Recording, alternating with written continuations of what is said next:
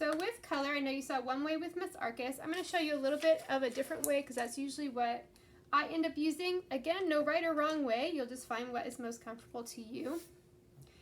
And I'm practicing with my colored pencils. So the scumbling technique works really well. So that's what you saw from Arcus's video.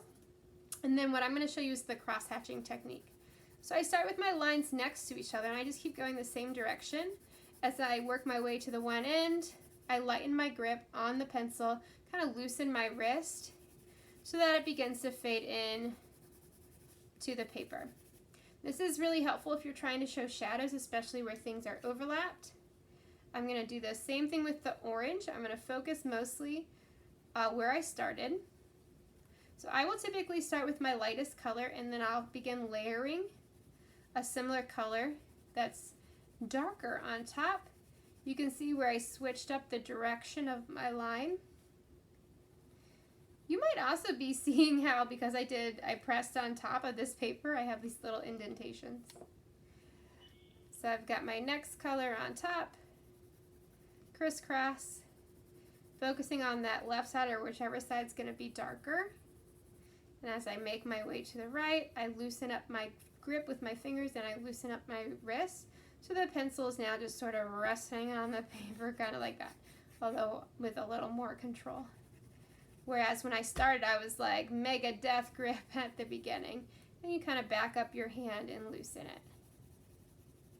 So I like to start with my lightest color. I like to end with my lightest color, and then I can use that color as a blending tool if I want to make things really bright. Which you don't have to. You might like the look of the lighter color, which would be more of a tint, right? So we got the tint, we've got the hue, and then we've also got a shade, and that's where you put use black. Let's see if I actually have black. If I don't have black, I can use some graphite, which would be gray, right? Your pencil is gray. And I can shade on top. Again, I like to use my colored pencil to blend it. And you guys probably did not lose your black colored pencil like I did. So you could do this with the black colored pencil.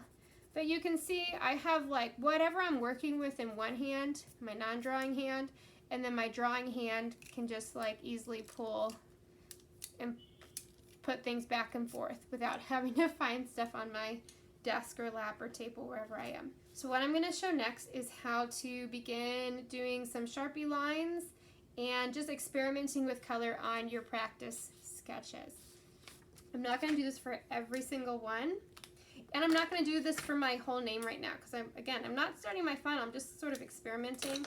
So you can experiment with tracing some things over your pencil and seeing what that looks like using the Sharpie. So maybe I just do one letter in one area right now as I'm still deciding.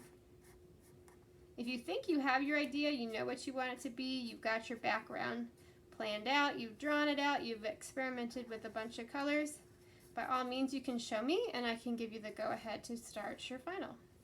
So I'm going to mess around with some color. I kind of want my paint to look like it is three-dimensional. So I'm going to get, instead of warm colors, I'm going to grab some cool colors. Again, I'm going to start with my lighter color. Fill it in first lightly, and then I can make it darker by putting more pressure, crisscrossing my lines. I like to go the direction, whatever shape I'm filling in. Gives me a little more control. And then I'm also going to add some shadow behind where the letter is sitting on top of it. So I want my blob to look kind of rounded. Maybe you just want a smooth flat color. Also fine. So I'm going to mix another color into it. So that way I'm making my own custom color.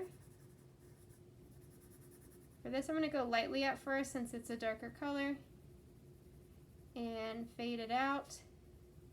So fading just means I'm putting more pressure, and as I move away from the shadow I get lighter. So you can see how that is now fading, crisscrossing some lines. Again, nice light hold or grip on the pencil. So then if that's blue, and if I want my letters to stand out, orange would be a good direction to go in. So I'm gonna start darker at the bottom, and then as I work my way up, I will lighten it to mix with the white of the paper. And I'll use maybe just a little yellow at the top, and I'll go opposite, so I'll press hard at the top with the yellow, and as I get towards the middle, I'll lighten it up. That might be as much as I want to experiment on this one. If I'm still just not sure, and maybe I will try out another one, see what I'm thinking here again. Right now, I'm not going to do the entire thing. Maybe this time I want my letters to be green. And I'm not even going to do the whole letter for this one. I'm just going to test out this little corner here. Gonna see if I like it or not.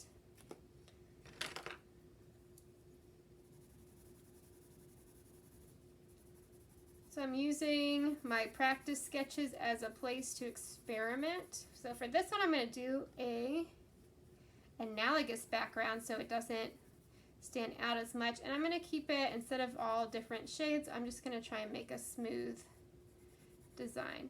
Again, I like to start by kind of filling in the edges first and then filling in the gap.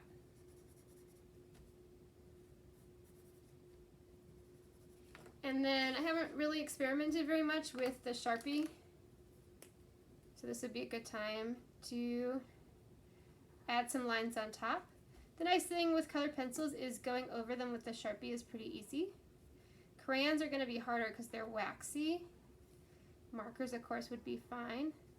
So I'm messing around with some different line weights. Just kind of seeing what it looks like. I don't have a thin Sharpie, but I do have a thin marker pen. So I'm going to try that and see what that looks like. And eventually, once I have enough sort of ideas going on, so I'm liking this better, that just feels more like me.